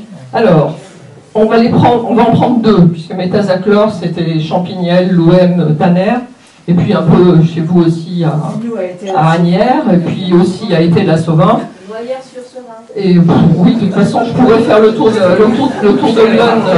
Lyon, du colza. Alors, c'est un herbicide principalement utilisé sur le colza, comme je viens de dire, qui possède plusieurs métabolites, une petite quinzaine, dont le métazachlore ESA et le métazachlore OISA. Et il a une particularité, ces deux métabolites-là ont une particularité, ils sont bêtement pas complètement illimités par les unités de dépollution au charbon actif. C'est-à-dire qu'à Champignelles, ils se croyaient bien à l'abri parce qu'ils avaient une super unité de traitement au charbon actif, et en 2016, pas de chance, l'euro était toute pourrie quand même. Bah oui, parce que le charbon actif n'en élimine que la moitié. Alors quand brutalement il y en a vraiment beaucoup trop, et ben il en reste encore beaucoup trop. Au bout du bout. Alors le diméthachlore, c'est le vôtre, ami de Lucie. Autre désherbant du colza, celui-ci, la plupart du temps, il est servi en cocktail, parce que l'entreprise qui les propose, ça doit être Syngenta, ces deux-là que j'ai choisi, fait open bar, donc c'est-à-dire qu'ils préparent les petits cocktails avant. Donc celui-ci il est souvent associé au clomazone, dans un produit qui s'appelle Axterge, et donc Syngenta, et puis parfois en trio avec clomazone et naproxamide, c'est des jolis noms. Plusieurs métabolites, c'est ceux que vous avez dans vos captages. Je ne sais plus lequel des deux vous, mais il y a des gens plus chanceux que vous dans d'autres communes, ils ont les deux. Vous en avez qu'un, donc c'est bien. Alors, à qui se fier? Tout à l'heure, je vous ai parlé de l'EFSA, ceux qui donnent les autorisations au niveau européen. Eh bien, vous vous souvenez du métazachlore dont je vous ai dit il y a deux diapos d'avant que le métazachlore a une quinzaine de métabolites. Ça veut dire que ce produit, comme vous l'a expliqué tout à l'heure le monsieur de l'ARS, ce produit se dégrade et fait plein de métabolites. Et bien, en 2008, au moment où ils l'ont autorisé, ou juste après même, parce que parfois ils font des études après, ben, ils ont dit, et ils l'ont écrit, c'est juste à peine croyable, biodégradabilité du métazachlore. Le métazachlore n'est pas considéré comme facilement biodégradable. Comment ça, on s'en fout? Maintenant, on s'en fout pas. Le métazachlore n'est pas susceptible d'être dégradé par hydrolyse. Aucun métabolite n'a été formé lors de cette étude.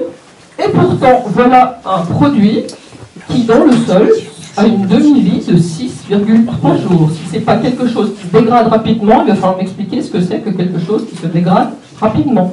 C'est-à-dire qu'au bout de 6,3 jours, il a déjà formé une flopée de métabolites. Et il n'était pas censé en faire. Et c'est des gens sérieux.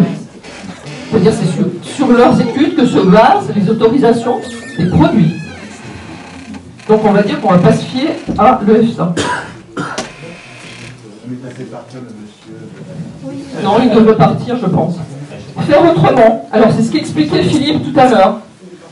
C'est tellement possible que voilà des chiffres de la Chambre d'agriculture bolivienne. Enfin non, là c'est pas des chiffres, ce qui est au-dessus, non. Hein. Ça a été calculé avec les coûts de référence de la Chambre d'agriculture. Mais voilà ce qui a été testé à Marolles-sur-Seine. Autrement dit, sur 2 champs voisins et avec le même agriculteur. Hein. Test, tout désherbage chimique, avec ce fameux colzor trio dont je vous ai parlé tout à l'heure. Puis avec un autre, un peu plus tard dans l'année, qui s'appelle fusilade. Sans désherbage mécanique. Coût du désherbage à l'hectare, 101 € l'hectare. Mais j'ai fait un petit calcul, le colza, ça peut rapporter 931 € l'hectare. Donc on peut se permettre 101 € l'hectare de désherbage. Et puis quelqu'un d'autre, donc enfin non plutôt la même personne sur une terre voisine, lui a choisi de faire un seul désherbage chimique tard en saison, mais pas en post-levée, et en faisant en post-levée un désherbage mécanique par bineuse. Et donc c'est en octobre, pendant que l'autre faisait un désherbage d'automne. La moitié moins cher. Alors on se dit, oui bien sûr, mais sans doute, lui a-t-il beaucoup perdu en rendement, donc beaucoup perdu en récolte? Ben même pas, c'est ballot. Ils avaient tous les deux la même quantité d'adventices, oui, c'est fait sur des champs voisins, tous les deux le même nombre d'adventices au mètre carré. C'est sûr que après le désherbage mécanique seulement, lui, il lui restait plus d'adventices au mètre carré. C'est quoi adventices? Adventices, c'est les mauvaises herbes. C'est pour ça qu'on dit adventiste, mais il n'y a pas de mauvaises herbes, il y a des herbes gênantes dans une culture. Malgré les conditions humides au moment du passage de la bineuse, les résultats du désherbage mécanique sont corrects. De nombreux kénopodes, alors kénopodes, vous en avez une famille qui se consomme, plusieurs même, je ne vais pas m'étendre, hein. De nombreux kénopodes sont certes restés sur le rang, mais ont gelé pendant l'hiver. Au final, efficacité 97% tout chimique, 89% chimique mécanique. Mais avec une telle économie que... Il n'y a pas photo. Donc c'est possible, on peut faire autrement. Et on a au moins évité ceux qu'on retrouve dans nos trous.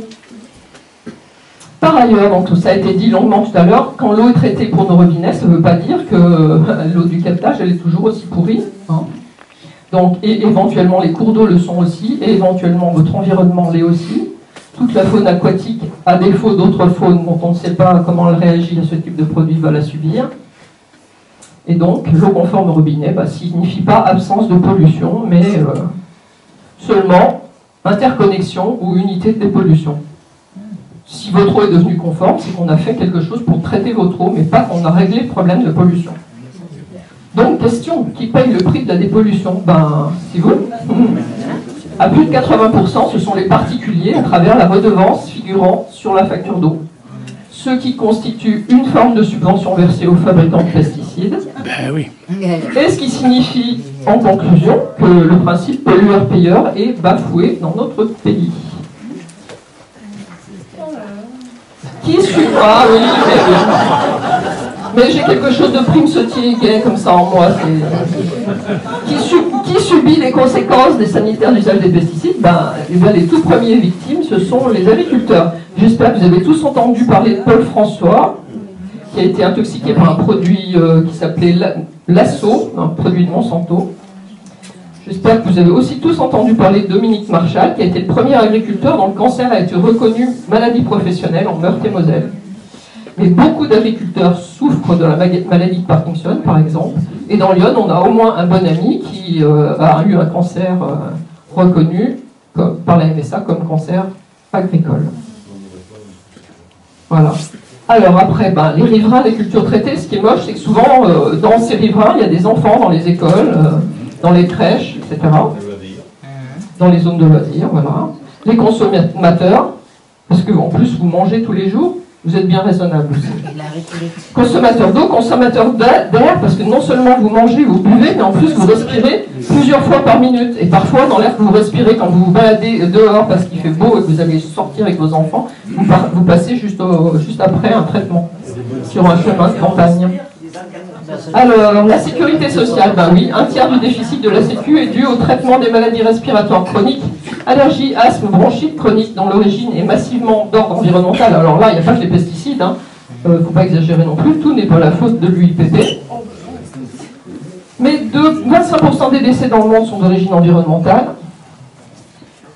Et donc, évidemment, c'est bien que la prise de conscience des pouvoirs publics est de faire quelque chose et de faire prendre des arrêtés dans les préfectures pour réglementer l'usage des pesticides, mais l'essentiel qui reste à faire est bien au-delà de ces mesures-là. Voilà. Donc, si on apprenait à se passer des pesticides, ce serait pas mal. C'est possible à Munich, à New York, à Vittel. On a été capable de protéger les ressources en eau. C'est moins cher que de traiter l'eau, c'est écologiquement utile. Plus près de chez nous, le cas de Saint en Puisaye est exemplaire de ce qui peut être fait, même si la qualité de l'eau n'est pas complètement redevenue géniale. Tu peux t'amener l'analyse. Non, mais je te charrie, je me dis. J'espère bien que tu as réagir. Celle de Lyon, je veux dire, pour photo. Et donc, j'aime bien la directive 4 de l'eau qui proclame que l'eau n'est pas un bien marchand comme les autres, mais un patrimoine qu'il faut protéger, défendre et traiter comme tel. Alors, petite phrase de conclusion, il est urgent d'intervenir pour limiter au maximum les doses de produits appliqués et pour développer les techniques alternatives pour le désherbage et la lutte contre les maladies et les ravageurs. Le travail mécanique, la réflexion sur les assolements, la lutte biologique. Les atteintes à la santé humaine et à l'environnement vont bien au-delà de la seule ressource en eau. Les limites de la lutte chimique sont maintenant évidentes, alors que des pistes nouvelles s'offrent aussi bien en agriculture que pour les autres utilisateurs de produits phytosanitaires. Vous êtes aussi des jardiniers, faites attention. Vous êtes aussi des propriétaires de chiens et de chats, ne leur mettez pas n'importe quoi dans le cou au prétexte que ça va supprimer les puces. Hein. Ça va aussi bien intoxiquer votre environnement immédiat. Voilà. Lumière plus.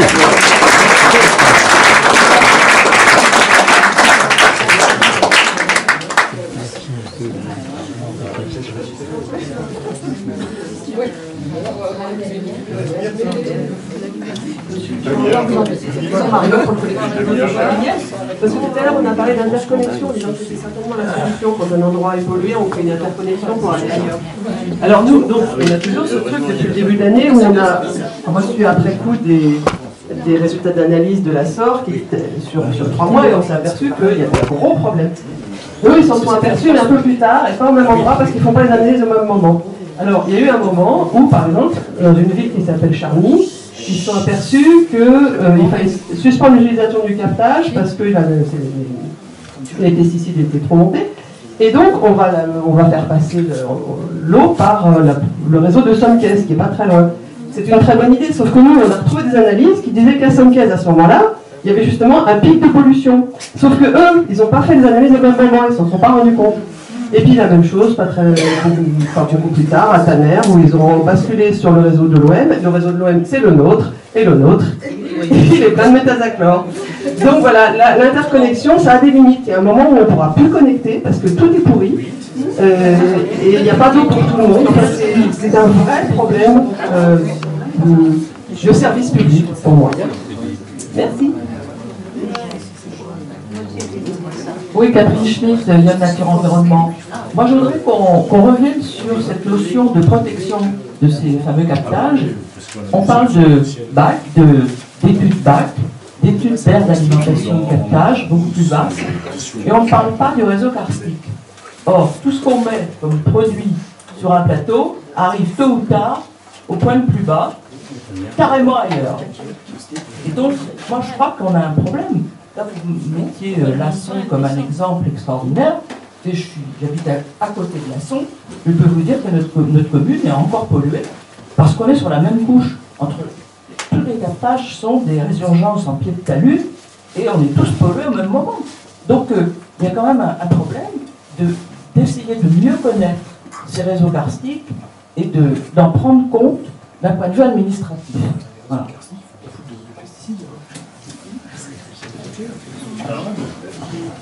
Moi, je voudrais prendre la parole, non pas pour Gérard André, enfin, et Thérèse Sauvin. C'est parce que nous, vous disiez que vous aviez le département avait un privilège, mais notre commune a un privilège, c'est que ça fait 15 mois que nous, avec des hauts et des bas, que nous pouvons boire de l'eau. Tout le monde est culpabilisé. Avec Claude, que je salue, qui est là, Claude Maquia, le maire de Thérèse-Sauvin. Et je lui ai dit, je pense qu'aujourd'hui, la grande question, parce que, évidemment, on est tellement intéressé par ce qu'on vient d'apprendre, et qu'il faudrait que ça arrive aux oreilles et à la vue de tout le monde. Donc, pour moi, aujourd'hui, ce que nous vivons est infernal, parce qu'il faudrait voir le nombre de pathologies. À titre personnel, j'ai des problèmes de peau, on n'a pas défini complètement, je l'ai déjà signalé. Notre pharmacie a aussi décelé, d'autres personnes ne peuvent pas, comme ça, divulguer, mais il y a quand même des conséquences sur les gens. Et aujourd'hui, moi, mon problème, notre présence ici, c'est surtout pour se dire comment faire pour alerter les populations, pour dire stop, parce qu'on parle du gouvernement, on dit par exemple l'État, on a l'impression que l'État c'est un magma qui se meut tout seul, et alors que quand même il y a une politique derrière, il y a une politique de l'argent, il y a une politique, et que tout le monde est culpabilisé, les agriculteurs, on voit bien, depuis 12 ans que nous sommes là, moi je suis de la Corrèze aussi, donc je sais que très bien, les agriculteurs sont culpabilisés. Les maires, à un moment donné, j'ai dit à Claude en brillant, un matin en allant chercher mes bouteilles d'eau, mais c'est pas toi qui pisses dans le réseau. Parce que tout le monde disait, mais si, mais il peut y avoir des gens qui disent, ah ben c'est la faute du maire, etc. Non, c'est évidemment pas la faute du maire.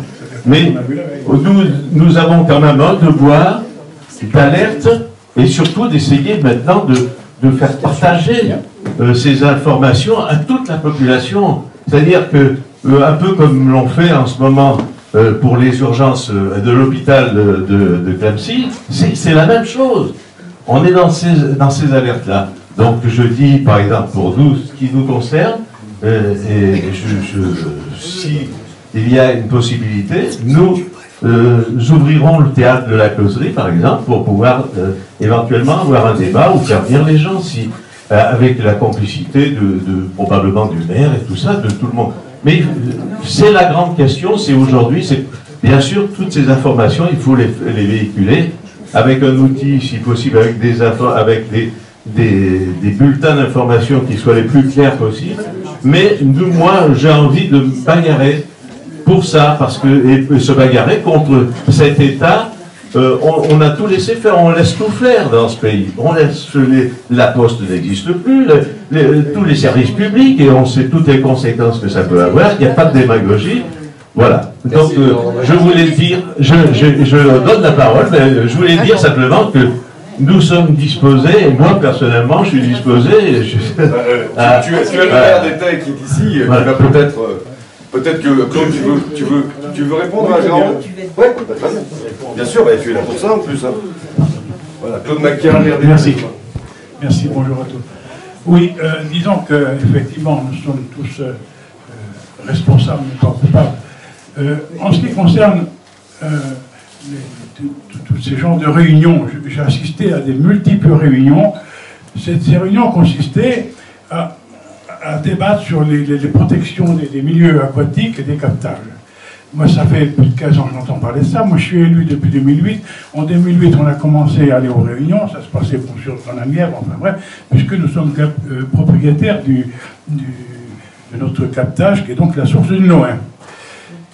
Je m'aperçois qu'aujourd'hui, en 2018, il n'y a pas un pas de fait. Rien n'est fait.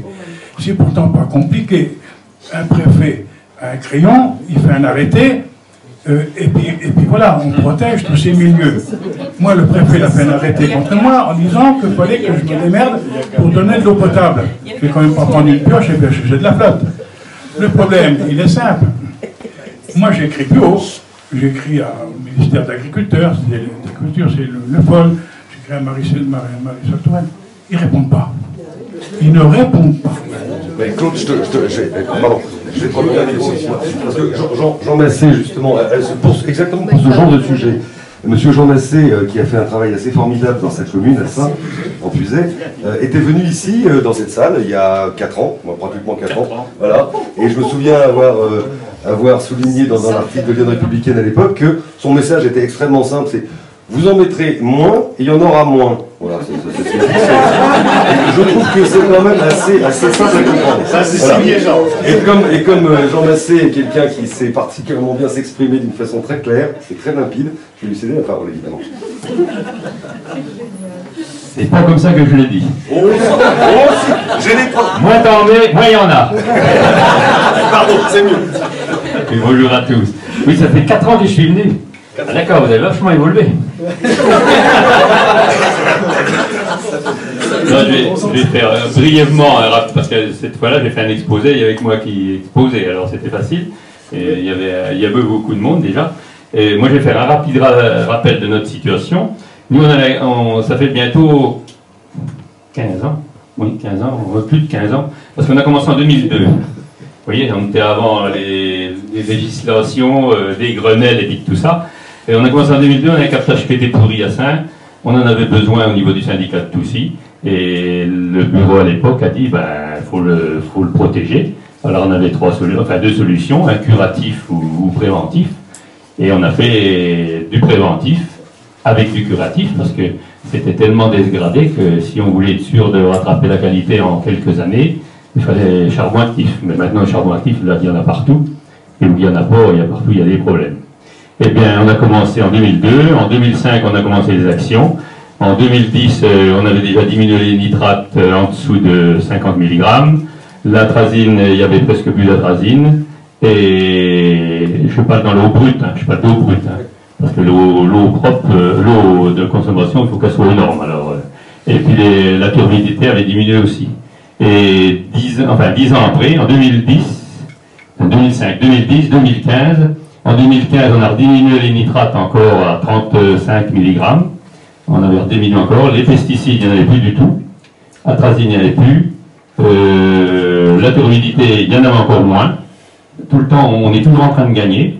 Et là, ce qui est intéressant, c'est qu'avec les pluies qu'on a eues, donc des mésazachlores, il y en avait partout, je vous le dis bien, il y en avait partout, sauf dans les nappes profondes. Au niveau du syndicat des eaux, on a des nappes profondes qui sont à 200, 300 mètres de forage. Là, il n'y en a pas. Et au captage de Saint. Voilà pour le résultat de toute la fédération de... bon, il y en avait, comme vous dites, à l'ouest, tout ça. Bon, il y en avait. Après, dans l'eau de distribution, normalement, il ne faut pas qu'il y en ait, parce que ça, c'est les charbons actifs qui font leur boulot. Mais nous, il n'y avait rien dans l'eau de brute. Alors, non. Il faut faire cocorico. Quand on fait une réunion avec les agriculteurs, que j'ai fait il n'y a pas longtemps au printemps, on fait 2 réunions par an, une à l'automne et une au printemps, et que je leur ai dit ça, j'ai dit, parce que l'année dernière, on en avait dans l'eau brute. On en avait un petit peu dans l'eau brute, et tout vient de l'assolement. C'est pour ça que c'est vachement intéressant de travailler avec les agriculteurs, de se mettre autour de la table, et puis allez, comment on fait? On essaye de voir nos assolements en fonction des dolines, en fonction des failles, en fonction de la situation. Quand vous faites un captage, il y a la zone qui est tout de suite autour du captage, la plus proche, après la zone un peu plus éloignée, puis après une zone encore plus éloignée. Et c'est la deuxième zone, enfin la première et la deuxième zone qui sont très très importantes. Nous on s'aperçoit de ça, quand on a un captage un bac de 3200 hectares, c'est la zone de 1500 hectares à peu près qui est importante. C'est vraiment l'eau qui, comme cette année, là, qui a ruisselé, qui a coulé de partout, et c'est celle-là qui arrive tout de suite au captage. C'est évident, en 48 heures, l'eau elle arrive au captage, et je pense que les métazachlores, bon, il y en a qui ne sont pas d'accord avec ma version, donc on ne sait pas bien le métabolisme encore, hein. Il commence à s'analyser, vous voyez, la RS commence à en parler, vous commencez à en parler, on ne sait pas trop comment ça réagit, mais je pense que ça y va tout de suite. Il est mis à l'automne, s'il n'y a pas beaucoup de pluie comme l'an dernier, ça chassait tard, l'an dernier c'était plus tard, hein, vous avez eu beaucoup de métazachlores. Et cette année, là ça chassait tôt. Au mois de décembre, on a commencé à faire des analyses au mois de novembre. On a commencé à faire des analyses en novembre sur nos captages, et en décembre, il y en avait partout. De toute façon, il y en avait partout. C'est même pas la peine de dire, il y en a pas, il y en a partout. Alors, sauf les eaux profondes, quoi. C'est pour ça que c'est très réactif. Alors moi, ce que je souhaite, parce que des réunions comme ça, j'en ai déjà fait des dizaines, et je vais des fois loin. Et ce qu'il y a, c'est que les élus, parce que vous dites, mais c'est les élus, c'est les maires, les présidents de syndicats, c'est à eux de faire le boulot. C'est à eux de mettre tout le monde autour de la table, à dire, l'eau là, c'est vous qui la buvez, hein, les paysans, les éleveurs ou les autres, hein, parce qu'il y a tous les autres, hein, tout à l'heure, tu l'as bien dit, il y a tous les gens qui traitent le long des bordures de route, et puis dans des caniveaux, et puis tout ça. Là, tous ces gens, tout le monde est concerné, il faut mettre tout le monde autour de la table. C'est vrai que c'est houleux, c'est vrai que tu prends des coups dans le nez, c'est comme ça que tu avances. Et nous, au début, la première réunion qu'on a fait, ça va jamais marcher. Mes collègues autour qui étaient maires, ça va jamais marcher. N'empêche que le résultat, il est là, et ça marchait.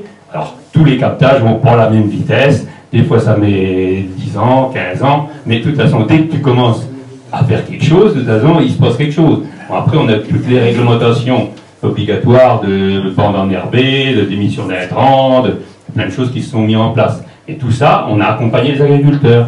On les a accompagnés financièrement, on les a accompagnés techniquement, et puis il faut se mettre autour de la table, c'est tout. Et on fait encore des réunions, l'agence de l'eau n'est pas là, mais ça fait 10 ou 20 ans que je me bats en disant, de toute façon, si on accompagne les agriculteurs, il faut les accompagner tout le temps, il ne faut jamais les lâcher. Parce que de toute façon, c'est eux ils ont ça dans la main. C'est eux qu'on les pouvoir. On n'a pas option de réinterdire de prendre des pesticides. Ah, mais si, depuis quand si tu te mets autour de la table, tu dis les gars, l'eau elle est plus bonne, il faut faire quelque chose. C'est le maire. Nous. Ah ben si tu prends un arrêté. Moi je voudrais bien. Ah tu prends un arrêté. Moi j'ai bien pris un arrêté sur ma commune. Je vais t'arrêter tout de suite. Il y a le maire de Saint-Julien-du-Sault, Bourras, il a pris un arrêté pour faire quoi? Pour interdire des pentes des pesticides. Qu'est-ce qui s'est passé? Le préfet a été contre lui, il l'a mis au tribunal administratif de Dijon. Oui ou non? Oui ou non? Parce que le préfet l'a pris. Ce qui dit qu'il peut au moins le prendre à été, à Massangy, ici ou ailleurs. Pourquoi il le prend? On avait invité Guy Bourras à venir. Bon, a priori, les messages ne sont pas passés, ou alors peut-être qu'il avait pas autre chose. Toujours est-il que n'oublions pas qu'on est aussi sous l'égide de la 13e semaine d'alternative aux pesticides. Et j'ai demandé à Michel Huette, qui est partie prenante avec les citoyens, avec la DCVA, qui est l'association de Nières-sous-Bois, concernée par le problème de l'eau. Il se trouve que Michel Huette est également un naturaliste particulièrement pointu. Et ça serait très intéressant qu'on écoute aussi sa manière de voir les choses, parce que ça fait très très longtemps qu'il suit le dossier. Bien, merci. Je boite un peu, excusez-moi, ça va passer, mais demain seulement. Bien, bonsoir. Je suis président de l'association Défense de l'environnement et du cadre de vie à Nières-sous-Bois. Donc j'adhère à tout ce que j'ai entendu là. Je ne vais pas refaire le discours, on adhère à 100%, il n'y a pas de problème là-dessus. Il y a quelque chose qui me... Je vous ai apporté un petit sujet, un petit montage de 8 minutes seulement sur un thème qui est très proche, hein, c'est celui du phosphate. Qui est une source aussi de tracasseries, de problèmes à l'échelle non seulement locale, mais aussi à l'échelle de la planète. À savoir que tout ce qui a été dit ce soir, ça nous ramène à des notions fondamentales de la vie, du vivant, de la biodiversité à laquelle nous appartenons. Tout ce qui est mis dans le sol dans notre région, ici dans Lyon et ailleurs dans le monde, de toute façon, une grande partie de ça est lessivée. Alors quand c'est pas utilisé par les plantes, quand c'est pas transformé en chemin, et ça aboutit dans les rivières, et ça va dans les océans, ça va dans la mer. Donc on est dans des situations aujourd'hui qui sont planétaires, qui sont catastrophiques. Tous les problèmes que nous rencontrons, nous ici, d'autres les rencontrent sur la planète. Et quand on parle par exemple de la forêt amazonienne que l'on détruit, que l'on rase par endroits, à un rythme tout à fait effrayant, on met à nu un sol qui est quasiment stérile, parce que vous ne le savez peut-être pas, mais je vous le dis, le sol de la forêt amazonienne est quasiment stérile. Si il n'y avait pas cette espèce de système de reconditionnement, de recyclage des branches qui tombent, des feuilles qui tombent, des animaux morts, etc. Donc de récupération... ah oui, alors, attendez, il faut couper parce que sinon, il y a du son dessus. Voilà, donc j'introduis le sujet. Je ne sais pas si le son... Non, c'est bon, je vais l'arrêter, stop, si je peux, si j'y arrive. Coupe le fil. Voilà. Là, j'ai fait des sélections qui étaient très rapidement faites. Bon, je travaille sur un film, justement, sur le phosphate dans le monde, sur la biodiversité. Et je m'investis en ce moment, j'ai de la chance, si je peux dire, sur un atoll qui s'appelle Makatea. C'est un atoll soulevé dans le Pacifique. Vous savez que tous les atolls sont des atolls circulaires, ou presque. C'est pas, il y a un trou au milieu, c'est un volcan qui a disparu. Et à l'origine, il y avait un volcan. Et ce volcan a disparu parce que tout simplement la masse volcanique s'est refroidie petit à petit, elle a disparu totalement. En se refroidissant, le cône s'est évidemment écrasé, il s'est rétréci. Et en même temps, comment dire, l'érosion a enlevé ce volcan du centre de l'atoll, de l'anneau corallien. Non, attendez, je vais continuer parce que c'est une synthèse, s'il vous plaît. J'ai besoin d'expliquer un petit peu ce qui va se passer. Donc, Makatea, c'était un atoll dans l'archipel des Tuamotu. Quand Tahiti et Comoréas se sont installés sur le socle océanique, ça a fait évidemment une pression terrible et il s'est formé un bourrelet, comme quand on marche dans la boue. Ce bourrelet était placé juste sous l'atoll de Makatea. Et Makatea est monté aujourd'hui 100 mètres au-dessus de la surface de l'eau. C'est un mini-Vercors aujourd'hui dans l'archipel des Tuamotu. Et cet atoll est menacé par une multinationale du phosphate australienne. Donc je me bats avec les habitants de Makatea, 54 personnes, c'est tout, sur 28 km², pour que cette société australienne recule. Il y en a des arguments et je vous assure que ça fonctionne. C'est vrai, pour tout ce qui se passe sur la planète, il faut absolument réagir. C'est vrai par rapport à ce qui va se passer avec la montagne d'or en Guyane, qui va être à l'origine d'une perturbation gigantesque en ce qui concerne la biodiversité et qui va remobiliser du mercure natif, géologique, qui se trouve dans le sol. La plus grande pollution au mercure en Guyane, le sait-on, c'est l'agriculture. L'agriculture intensive par déboisement.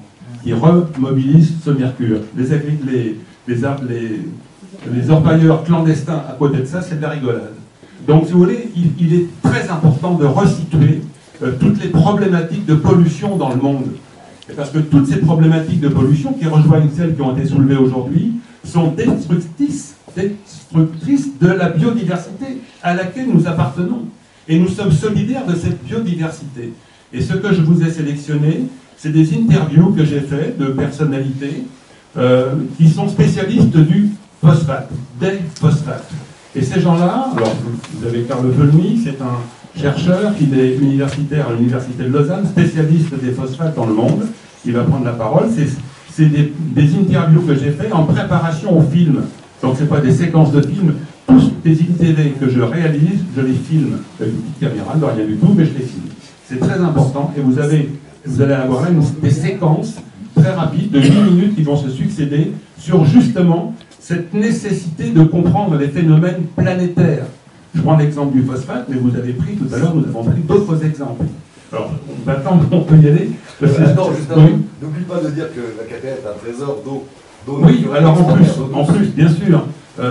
Mais il faut que je me dépêche, je vous expliquer pourquoi, parce que j'ai rendez-vous avec ma KTA précisément dans 3 quarts d'heure. Voilà. Donc il faut absolument que j'y aille. Les calmants horaires font que les Skype sont souvent très très tard. Mais alors on n'a pas de... J'aimerais... Attendez, s'il vous plaît. J'aimerais qu'on revienne au début si c'est possible.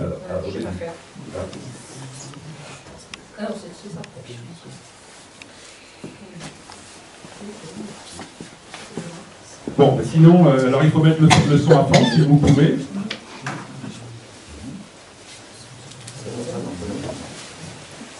Non, attends de l'oreille alors.